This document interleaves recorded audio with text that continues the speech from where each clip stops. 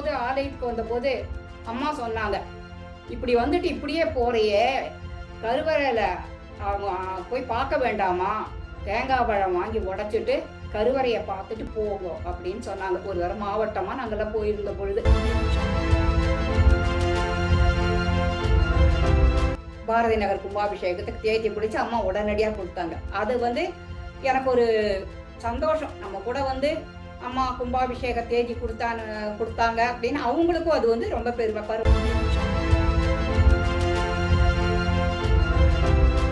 எல்லா மாநாடுகளிலையும் எங்களை குடும்பத்தோட கலந்துக்க செஞ்சது அம்மாவுடைய பரிபூர்ணமான கடாட்சம் எங்களுக்கு கிடைச்சதுனாலதான். இன்னும் நாங்க தனியாவே வந்து எங்கேயும் போனதில்லை.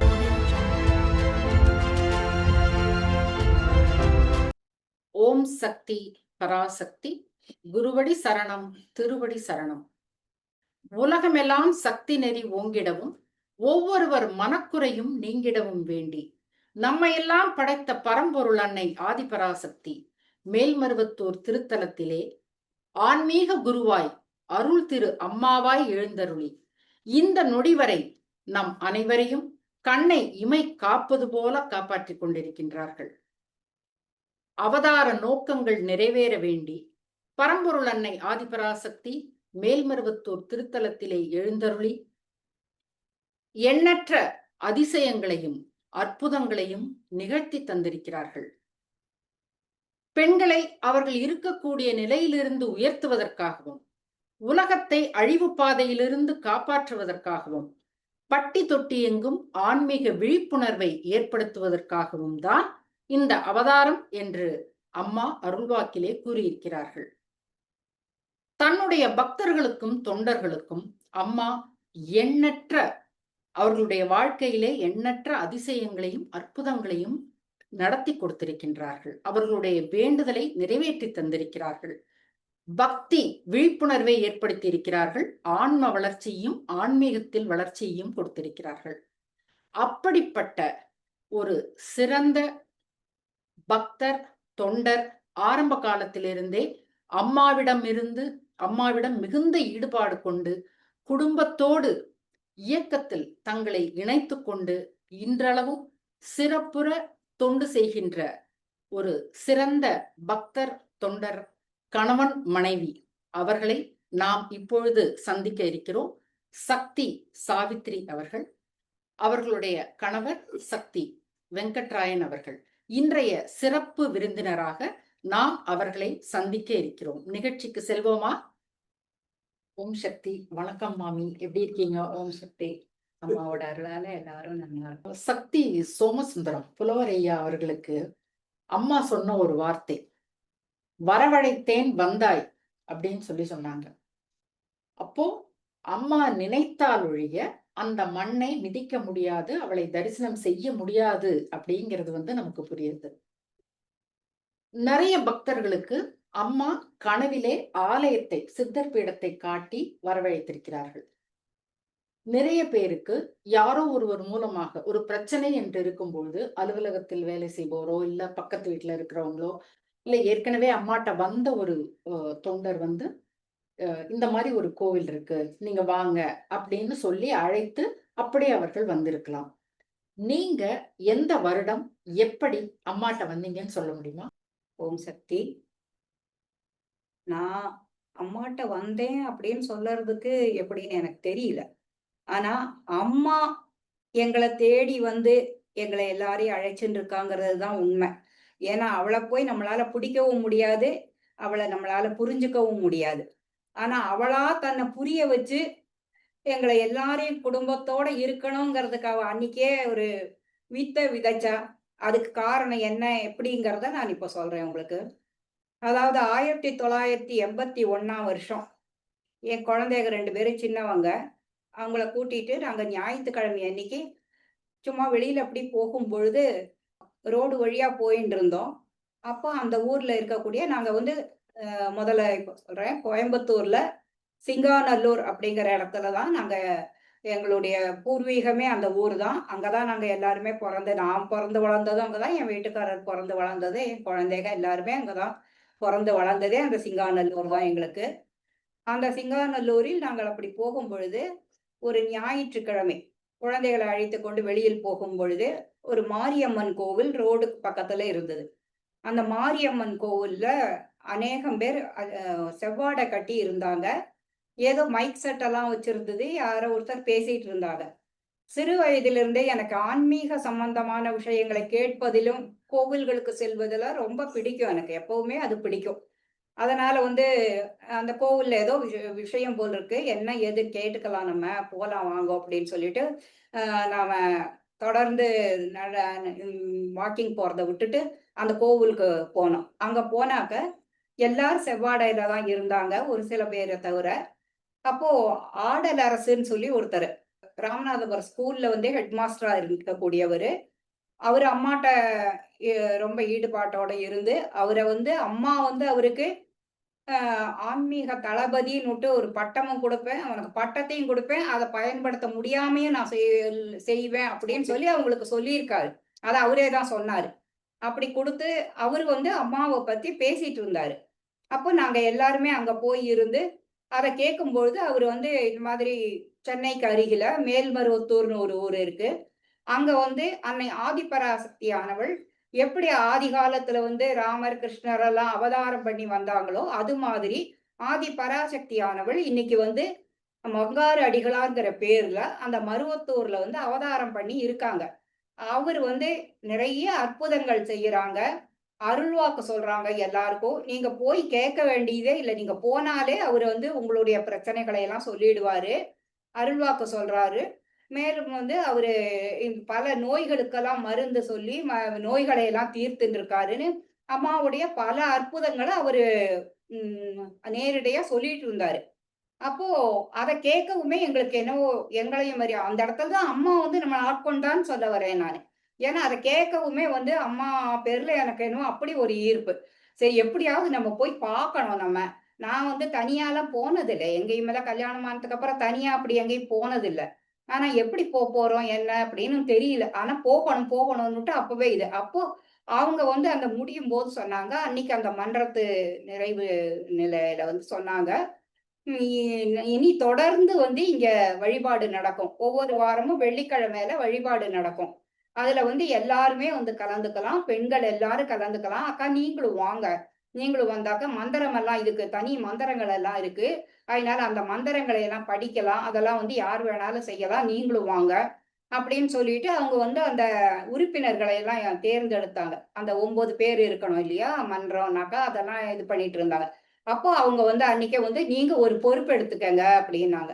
நான் சொன்னேன் எனக்கு குழந்தைகள்லாம் சின்னவங்கப்பா. பொறுப்பெல்லாம் எடுத்து செய்யற அளவுக்கு எனக்கு இத பத்தி ஒண்ணும் தெரியவும் தெரியாது. இன்னைக்கு தானே நான் வந்திருக்கேன் அப்படின்னு சொல்லி. ஏன்னா அந்த பசங்க வந்து எனக்கு ஏற்கனவே அறிமுகமானவங்க. தெரியும். அதனால அவங்க கூப்பிட்டாங்க.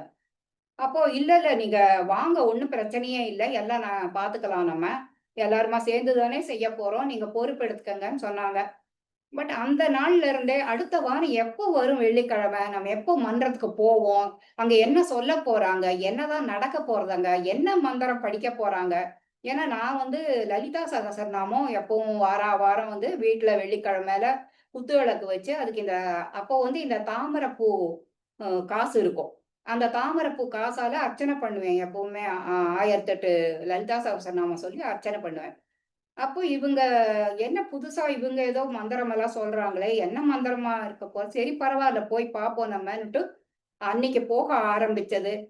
அம்மா கருணையோட அன்னைக்கு என்ன உள்ள இழுத்துண்டவோ, இன்னைக்கு வரைக்கும் என்ன மன்றத்துக்குள்ளயும், சக்தி பீடத்துக்குள்ளயும், ஆலயத்துக்குள்ளயும் வர வச்சுன்னு இருக்கா. இது என் இறுதி நாள் வரைக்கும் அம்மா என்ன கூடவே வச்சுக்கணுங்கிறது தான் என்னுடைய முழு நேர பிரார்த்தனையா நான் நெனச்சுண்டு இருக்கேன். ஆனா எனக்கு வந்து அன்னைக்கு கேட்டதுல இருந்தே எனக்கு வந்து கருவறை அம்மாவ பத்திய பெரிய சிந்தனைகள் எதுவும் இருந்ததில்ல. ஆ அடிகளார்ன்னுட்டு தான் அப்பல்லாம் சொன்னாங்க. அம்மாங்கிறது எனக்கு அப்புறம் தான் தெரிய வந்தது. அடிகளார் தான், அடிகளார் தான். அதனால அங்க கோவிலுக்கு வந்தாலே, பார்த்தாலே அ அம்மாவ தான் பார்க்கணும். இப்போ வந்து அடிகளார்ன்னு சொல்ல மனசு ஏனோ ஏத்துக்க மாட்டேங்கிறது. அ குறுகறது மனசு. அதனால நானு அம்மான்னே சொல்றேன் நான் அத. அதனால வந்து அம்மாவ பார்த்தா தான் வந்து கோவிலுக்கு வந்த ஒரு மன திருப்தியே இருக்கே தவிர, வேற எதுவும் நமக்கு வந்து அடுத்த பட்சமா தான். ஒரு முறை வந்தபோது ஆலயத்துக்கு வந்தபோது, அம்மா சொன்னாங்க, "இப்படி வந்துட்டு இப்படியே போறியே, கருவறையில போய் பார்க்க வேண்டாமா? தேங்காய் பழம் வாங்கி உடைச்சுட்டு, கருவறைய பார்த்துட்டு போங்க" அப்படின்னு சொன்னாங்க. ஒரு தடவ மாவட்டமா நாங்கலாம் போயிருந்த பொழுது. அதனால அதுக்கப்புறம் நானு போனா கருவறைய பார்க்கறதில்ல. ஆனால் இன்னமும் எனக்கு அம்மானா, நம்ம குரு அம்மா மட்டும் தான் என் கண் முன்னால என் மனசுக்குள்ள இருக்காங்களே தவிர, அம்மா சொன்ன காரணத்தினால கருவறை அம்மாவ ஒரு தரம் போய் லைன்ல பார்த்துட்டு வருவேன் அவ்வளோதான். மத்தபடி எனக்கு அம்மாவ பார்த்தா தான் கோவிலுக்கு வந்ததோட முழு திருப்தியும் கிடைக்கிறது. நல்ல பக்குவப்பட்ட ஆன்மா அப்படின்னா, அது ஒருபோதும் இறையையும், குருவையும் வேறுபடுத்தி பார்ப்பதில்லை அப்படின்னு சொல்லுவாங்க. அப்போ அந்த பக்குவம் உங்களிடம் இருப்பதனால் தான், நீங்க வந்து குரு அம்மாவை தரிசித்தாலே போதும் அப்படின்னு நீங்க நெனச்சு, அ குருவை தரிசிச்சுட்டு வந்ததுக்கு அப்புறம், நீ அங்க வந்து தேங்காய் பழம் உடைச்சுட்டு போன்னு வந்து அம்மா சொல்லியிருக்காங்க. அந்த பக்குவப்பட்ட ஆன்மா அப்படிங்கிறது வந்து இந்த நிகழ்ச்சியின் மூலமாக எங்களுக்கு புரிகிறது. இப்போ நீங்க கோயம்புத்தூர்ல மன்றத்துக்கு போனேன்னு சொன்னீங்க. அந்த காலகட்டம் நீங்க சொல்ற காலகட்டத்துல நிறைய சக்தி பீடங்கள் அங்க உருவானது. ஆரம்ப காலகட்டத்தில் நிறைய வந்து சக்தி பீடங்களும், நிறைய தொண்டர்கள் தொண்டுன்னு ஆரம்பிச்சது வந்து கோயம்புத்தூர்ல தான். அப்போ அந்த காலகட்டத்தில் அந்த சக்தி பீடங்கள் உருவாகின்ற பொழுது, நீங்கள் அங்க இருந்தீங்களா? அதுல வந்து உங்களுடைய பங்களிப்பு என்ன? எப்படி நீங்க வந்து அத உணர்ந்தீங்க? ஏன்னா, இங்க இருக்கக்கூடிய மேல்மருவத்தூர்ல இருக்கக்கூடிய அந்த கருவறைக்கு ரெப்ளிகா மன்றத்துல வந்து நம்ப திருவுருவ படம் வச்சு வழிபாடு பண்ணுவோம். ஆனால், அதே மாரி அம்மன் சிலை, அதே மாரி அபிஷேகம், அதே மாதிரி மந்திரம் படிக்கிறது, எல்லாமே திருஷ்டி கழிக்கிறது, எல்லாமே வந்து உங்களுக்கு மருவத்தூரைப் போலவே. ஒரே ஒரு வித்தியாசம் என்னன்னா, சுயம்பு வந்து மருவத்தூர்ல இருக்கும். அங்க அது கிடையாது சக்தி பீடத்துல. அண்ட் அப்ப இருக்கக்கூடிய சக்தி பீடங்கள் எல்லாமே வந்து நம்முடைய ஆன்மீக குரு அருள் திரு அம்மா அவர்களுடைய திருக்கரங்களால் கும்பாபிஷேகம் செய்யப்பட்டது. அந்த நிகழ்வுகளை பற்றி, உங்களுடைய அனுபவங்களை பற்றி சொல்ல முடியுமா? சக்தி பீடங்கள் அப்படிங்கும் பொழுது, நாங்க தொடர்ந்து மன்றத்துக்கு போயிட்டு இருக்கும் பொழுதே, அங்க வந்து பாரதி நகர் சக்தி பீடம் உருவாகிட்டு இருந்தது. அந்த வேலைகள் எல்லாம் நடந்தது. ஆனா கும்பாபிஷேகத்துக்கு அம்மா தேதி குடுக்கல. ரொம்ப நாள் ஆச்சு. அது போய், போய், போய் ஒவ்வொரு தடவையும் கேட்டுட்டே இருப்போம். ஆனா, அம்மா வந்து ஏதோ ஒரு காரணங்கள்னால ஆம் தேதி குடுக்காம இருந்தாங்க. அப்படி இருக்கும் பொழுது, நாங்க வந்து ஒரு முறை வந்து நாங்க கோயம்புத்தூர்ல இருக்கும் பொழுதே இப்படி அம்மாட்ட நம்ம அடிக்கடி வந்து ஏன்னா, அம்மாவ பார்த்ததுக்கு அப்புறம் அம்மாவ பார்க்காமலேயே அம்மா நம்மள ஈர்த்துண்டா. அம்மாவ பார்த்ததுக்கு அப்புறம் நம்மளால தள்ளி நிக்க முடியுமா? அதனால அடிக்கடி போகணுங்கிறத ஏதோ ஒரு பிரமேயம் வச்சுட்டு குழந்தைகளுடைய பர்த்டே, இல்ல வெட்டிங் டே, இல்ல வேற விசேஷங்கள் எப்படியும் ஆலயத்து எல்லா விசேஷங்களும் வந்துட்டுருக்கு இல்லையா? அதனால அதுக்கெல்லாம் போகணும்னு மன்றத்தாரோட சேர்ந்து சேர்ந்து வந்துருவேன் எல்லாத்துக்கும். அப்படி வந்துட்டு இருக்கும் பொழுது, ஒரு முறை வந்து எனக்கு மாதமெல்லாம் சரியா ஞாபகம் இல்ல. வரும்பொழுது அவங்க பாரதி நகர் அவங்க முத்துலட்சுமி நடராஜன் அவங்க தான் வந்து தலைவி தலைவர். அவங்க வந்து என்ன சொன்னாங்க, "சரி சாவித்திரி நீ போற, நானும் வரேன் உன் கூட. போய் அம்மாட்ட போய் கும்பாபிஷேகத்துக்கு தேதி கேட்கலாம். வரையா போலாமா?" அப்படின்னாங்க. "போலாம்க்கா" அப்போ வந்து ஏதோ இந்த மழை பெஞ்சு ரொம்ப ரோடெல்லாம் பிளாக் ஆயிருந்தது. அதனால இடையில கொஞ்சம் நாளா வந்து போக முடியாத ஒரு சூழ்நிலை இருந்தது. அப்ப நாங்க தெரிஞ்ச ஒருத்தரோட வேன எடுத்துட்டு வந்தோம். அதனால இவர் வேன் தான்க்கய்யா, அதனால எப்படியாவது போலாம் வாங்க. நம்ம முதல் நாளே போயிட்டு ஏதாவது எங்கேயாவது தங்கி கிங்கி காத்தால கூட எப்படியாவது போலாம் அப்படின்னுட்டு, பாரதி நகர் முத்துலட்சுமி அக்காவும், அவங்க மன்றத்த சேர்ந்த 2 பேர், சக்தி பீடத்த சேர்ந்தவங்க 2 பேரு. நாங்க எங்க ஃபேமிலி நானு போயிருந்தோம். ப்ரொசீஜர் எல்லாம் நம்ம கோவில் ப்ரொசீஜர் எல்லாம் அம்மாவ பார்த்து எல்லாம் முடிச்சு, எல்லாம் முடிச்சுட்டு அம்மாவ போய் பார்த்தோம். குரு அம்மாவ போய் பார்க்கும்பொழுது என்னன்னு பாத கேட்டாங்க. பூஜை. பாத பூஜையில. ம். பாத பூஜையில போய் பார்க்கும் பொழுது, கேட்ட பொழுது இந்த மாதிரி அம்மா பாரதி நகர் கும்பாபிஷேகத்துக்கு அம்மா வரணும் அம்மா தேதி குடுக்கணும்னு அவங்க கேட்டாங்க. அப்போ அம்மா இருந்துட்டு என்ன சொன்னாங்க, சரி அதுக்கு முன்னாடியே வந்து அவங்க வந்து பெருந்துறை கும்பாபிஷேகத்துக்கு தேதி குடுத்துட்டாங்க அம்மா. தேதி குடுத்துட்டாங்க. பாரதி நகருக்கு குடுக்கல. அப்படி இருக்கும் பொழுது அப்போ அம்மா சொன்னாங்க, "சரி நீ தேதிய அவங்க சரி நீயே பாரு. நீயே தேடி பார்த்து, அ பெருந்தரைக்கு முன்னால, பின்னால எப்படி இருக்கோ பாரு. பார்த்து நீயே முடிவு பண்ணிட்டு சொல்லு அப்டின்னாங்க. அப்போ சரின்னு சொல்லி உடனடியா பார்த்து, பா பெருந்துரைக்கு முதல் நாள் நெனைக்கிறேன். பாரதி நகர் கும்பாபிஷேகத்துக்கு தேதி பிடிச்சு அம்மா உடனடியா குடுத்தாங்க. அது வந்து எனக்கு ஒரு சந்தோஷம். நம்ம கூட வந்து அம்மா கும்பாபிஷேக தேதி குடுத்தாங்க அப்படின்னு அவங்களுக்கும் அது வந்து ரொம்ப பெருமை. நம்ம எல்லாரும் போனவங்க கூட வந்தது தேதி குடுத்துட்டாங்க. நம்ம உடனடியா பண்ணணும்னு சொல்லி, அந்த கும்பாபிஷேக வே வேலையில எல்லாருமே ஈடுபட்டுன்னு இருந்தோம். நாங்க ச மன்றம் இங்க சிங்காநல்லூர் சக்திபீடம் வந்து பாரதி நகர் சக்திபீடம் வந்து பீளமேடு ஏரியால இருக்கும்.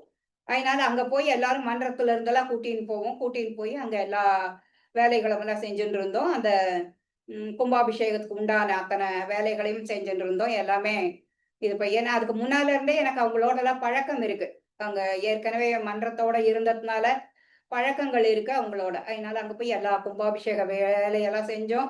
கும்பாபிஷேகத்தன்னைக்கு அங்க இருந்தோம். அந்த ஏரியால இருந்து பணி செய்யக்கூடிய ஒரு பாக்கியத்த அம்மா குடுத்தாங்க. கும்பாபிஷேகத்துக்கு ஒரு 2 நாள் முன்னால தான் என் பொண்ணு ஏஜ் அட்டெண்ட் பண்ணினா. அந்த விசேஷத்துக்கும் அவங்க எல்லாரும் வந்திருந்து, அதையும் எல்லாம் நல்லபடியா நடத்தி குடுத்தாங்க.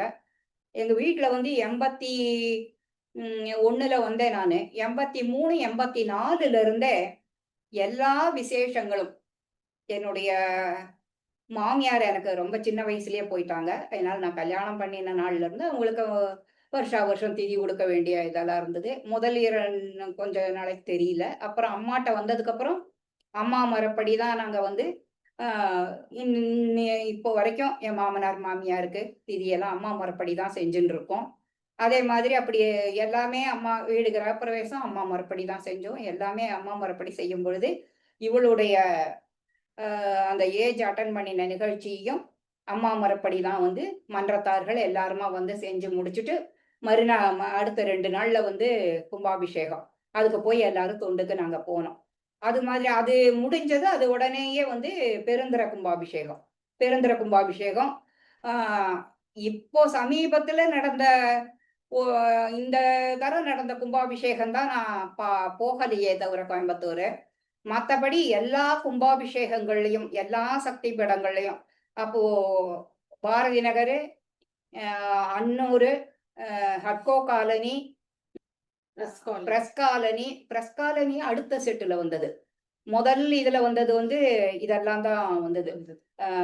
புளியம்பட்டி, அது எல்லாமே புஞ்சை புளியம்பட்டி. அடுத்த செட்ல தீத்திப்பாளையம். ஆமா. அதெல்லாம் வந்து அடுத்த இதுல தான் வந்தது அதெல்லாம். அநேகமா எல்லா சக்தி பீடத்திலயுமே அந்த சக்தி பீட பொறுப்பாளர்களோட எல்லாரோடையும் எனக்கு பழக்கம் இருக்கு. எல்லா சக்தி பீடத்துக்கும் அநேகமா போயிருக்கேன். இதுவரைக்கும் எல்லா சக்தி பீடமும் போயிருக்கேன் நானு.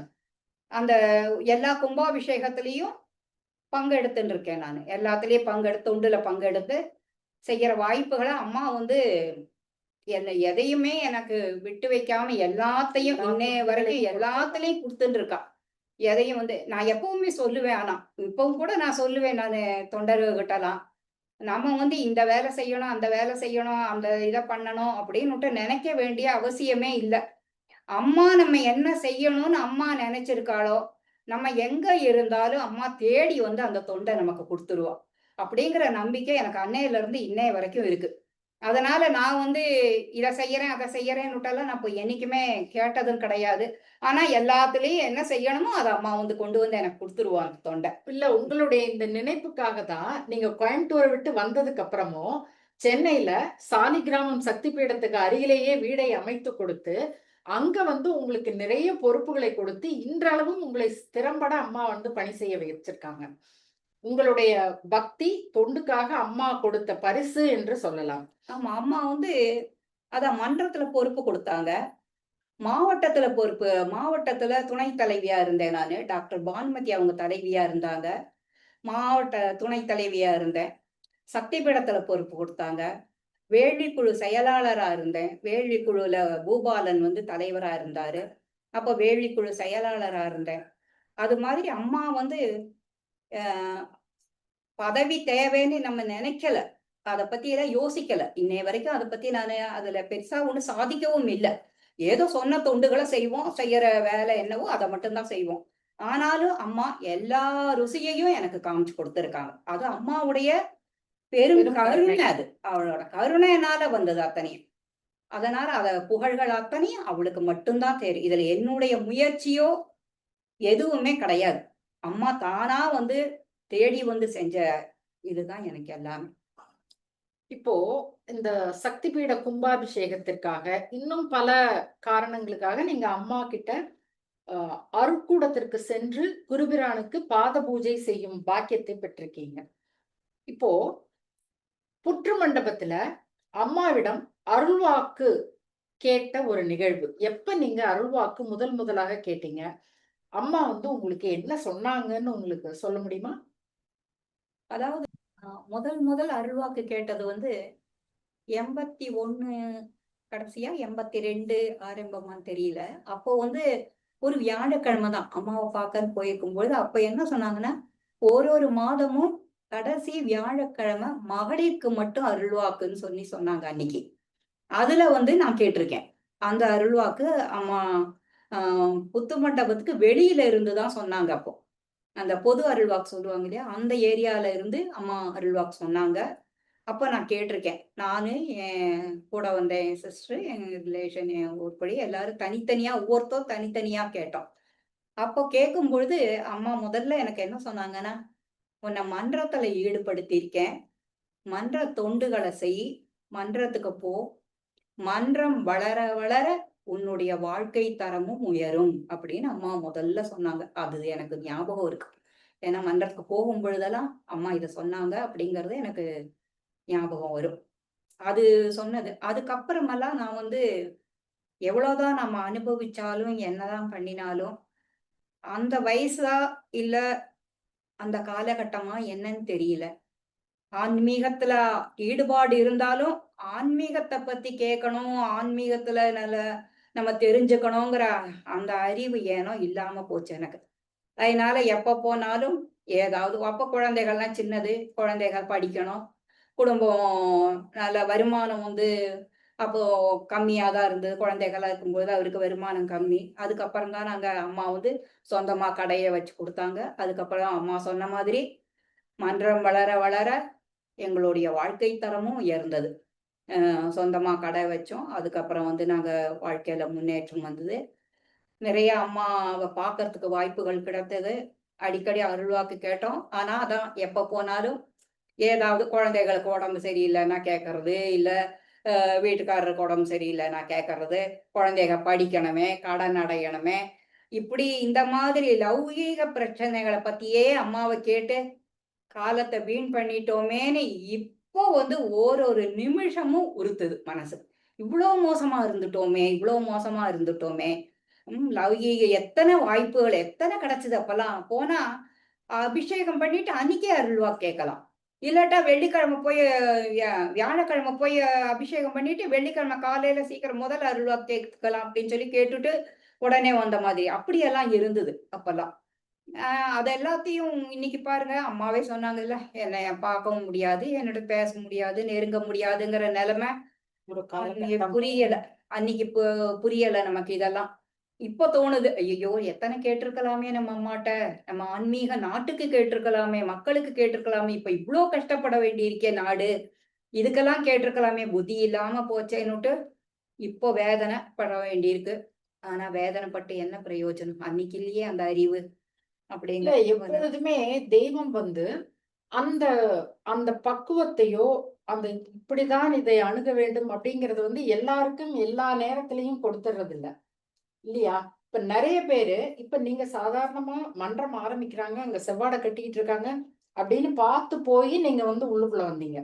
ஆனா, கோயிலுக்கு அதாவது மேல்மருவத்தூர்ன்னு தெரிஞ்சுட்டு முதல்ல சித்தர் பீடத்துக்கு வரும்போதே, பிரச்சனையோடு வந்தவர்கள் எத்தனை பேர் இருக்கிறார்கள்? அதாவது அதுக்கப்புறம் அவங்க வந்து தொடர்ந்து சித்தர் பீடத்திற்கு வந்தாலும், எல்லாம் செய்தாலும், ஆரம்ப காலகட்டத்தில் "எத்தை தின்றால் பித்தம் தெளியும்." இவ்ளோ பெரிய பிரச்சனை. டாக்டர்ட்ட போயிருப்பாங்க. இது வந்து அ டாக்டர்ஸே கை விரிச்சிருப்பாங்க. காப்பாத்த முடியாதுன்னு. ஆனா அப்படி இருந்தவர்களை கூட மருத்துவச்சியாக இருந்து இவள் வந்து எல்லாரையும் காப்பாத்தி குடுத்திருக்கிறார். அதனால அந்தந்த காலகட்டத்திற்கு ஏற்ப ஏன்னா அப்போ வந்து குழந்தைங்க, சின்ன குழந்தைங்க வருமானம் வேண்டும். குடும்பத்துல வந்து அமைதி இருக்கணும். குழந்தைங்க ஆரோக்கியமா இருக்கணும். நல்லா படிக்கணும். அது வந்து நியாயமான கோரிக்கை தான். நீங்க அதுக்கப்புறம் அம்மா வந்து நீங்க நெறைய வந்து வாய்ப்புகளை விட்டு விட்டீர்கள்ன்னா, நீங்கலாம் நெறைய வாய்ப்புகளை பயன்படுத்திக் கொண்டீர்கள். நீங்க மன்றத்துக்கு போனீங்க, சக்தி பீடத்துக்கு போனீங்க, அம்மா கொடுத்த தொண்டெல்லாம் செஞ்சீங்க, மாவட்டத்து பொறுப்புல இருந்திருக்கீங்க. அப்படி இருக்கும்போது அந்த தொண்டு நீங்க செய்யற தொண்டே வந்து மற்றவர்களை, அதாவது உலகம் செழிப்பாக இருக்க வேண்டுமானால் நீங்க போடுற சக்கரமே வந்து எங்கேயோ ஒரு மூலையில எரியிற நெருப்பை தடுக்கும்னு அம்மா சொல்லியிருக்காங்க இல்லையா? அப்படி இருக்கும்போது நீங்க அந்த வேள்வி தொண்ட வந்து அவ்வளவு பயபக்தியோட, அது வந்து கத்தி முனையில நிக்கிற மாதிரி, ஒரு சின்ன மிஸ்டேக் வந்தா கூட அவ்வளவு பெரிய பிரச்சனையாகும் அம்மா சொல்லியிருக்காங்க. அவ்வளவு தூரம் நீங்க நடத்தி கொடுத்திருக்கிறீர்கள். அதனால நீங்க வருத்தப்பட வேண்டாம்னு நான் நினைக்கிறேன். நீங்க வேள்வின்னு சொன்னதுனால சொல்றேன். அம்மா ஆலயத்துல வந்து அப்பதான் முதல் முதல் மத்திய வேள்வி குழு இருந்தது. மாவட்டந்தோறும் வேள்வி குழுவ ஆரம்பிக்க போறாங்க. அப்போ அன்னைக்கு இருக்கேன் நான் அங்க. மருவத்தூர்ல இருக்கோம். நானும் அந்த மன்றத்தை சேர்ந்த கலாவதி ரங்கநாதன் சொல்லி அவங்களும். அங்க இருக்கும் பொழுது அப்போ அங்க கேட்டாங்க. வேள்வி குழுவுல சேர்ந்துக்கிறீங்களா? வேள்வி குழுவுல வந்து அதெல்லாம் எப்படி என்ன எல்லாம் சொல்லி தருவோம் நாங்க. எல்லாமே இது பண்ணுவோம் வேள்வி குழுல. அப்போ யார்கிட்டயும் கேட்கல, ஒண்ணும் பண்ணல. ஏன்னா அம்மா தானே ஆட்டி படைச்சுட்டு இருக்கா நம்மள எல்லாத்தையும். அதனால அப்பவே சொன்னோம். நானும் அவங்களும் அப்பவே நாங்க வேள்வி குழுவுல சேர்ந்துக்கிறோம்னு கோயம்புத்தூர் மாவட்ட வேள்வி குழுவுல சேர்ந்தேன். அம்மாவுடைய பெருங்கருணையால, அம்மா அவளுக்கு தான் முழு முதலும் அவளுக்கு தான். பெரும் கருணையால இன்னைய வரைக்கும் அம்மா என்னென்ன வேள்விகள் சொல்லியிருக்காங்களோ, அத்தன வேள்வியும் அந்த முறையான செய்யக்கூடிய பயிற்சியை நீங்க செய்யக்கூடிய ஒரு பயிற்சிய எனக்கு குடுத்திருக்காங்க. அதுல கலந்துட்டு இருக்கேன். அத்தன வேள்வியும், அதாவது மனிதன் பிறந்தது முதல் கொண்டு இறுதி சடங்கு வரைக்கும் அத்தன வேள்விகள்லயும் பங்கு பெற்று அத செய்யக்கூடிய வாய்ப்புகள் அம்மா நெறைய குடுத்திருக்காங்க. நெறைய செஞ்சிருக்கேன் நான் அதெல்லாம்.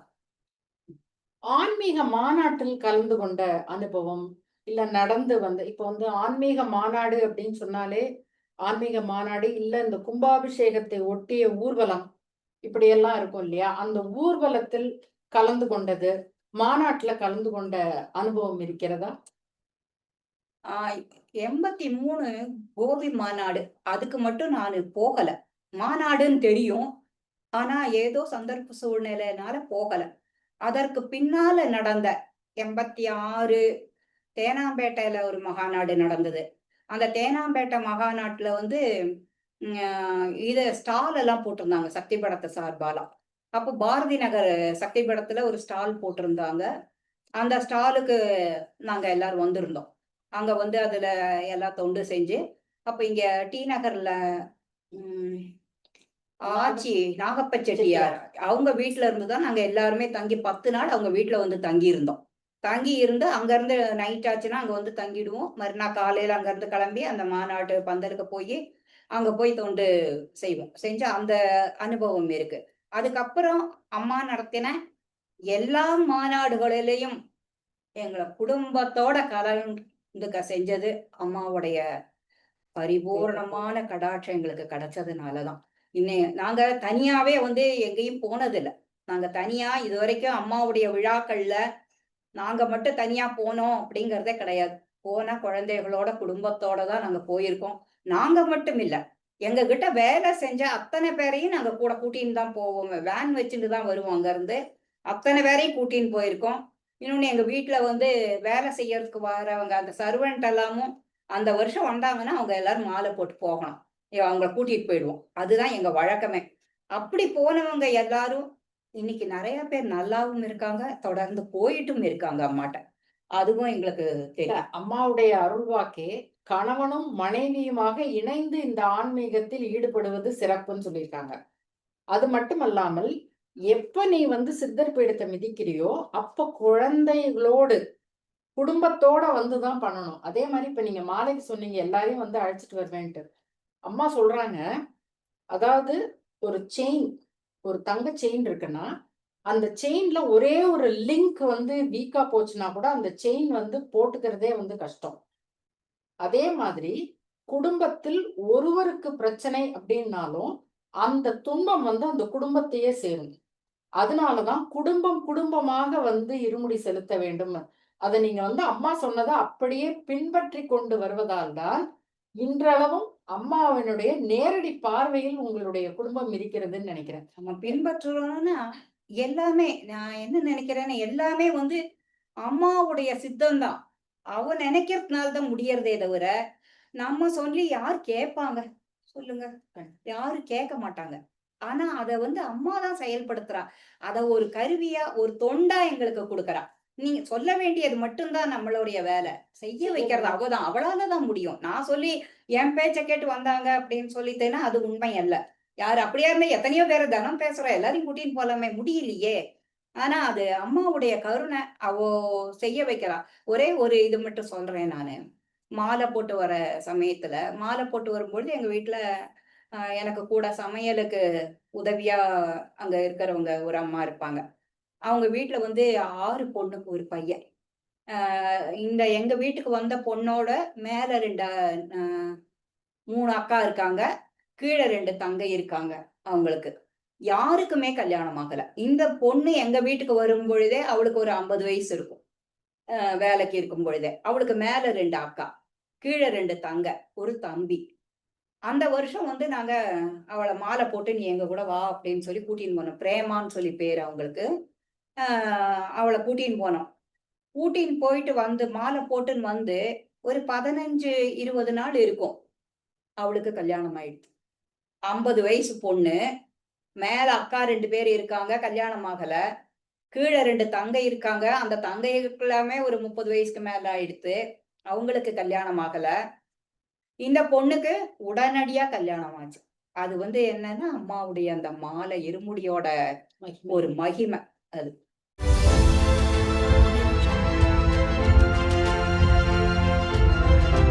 மாவை நினை மனமே மேல் மறுபுறம் மாவை நினை மனமே. Please like, share, and subscribe to the Bangaru Amma Global YouTube channel for more inspiring and uplifting videos like this one. Please like, share, and subscribe to the Bangaru Amma Global YouTube channel for more inspiring and uplifting videos like this one.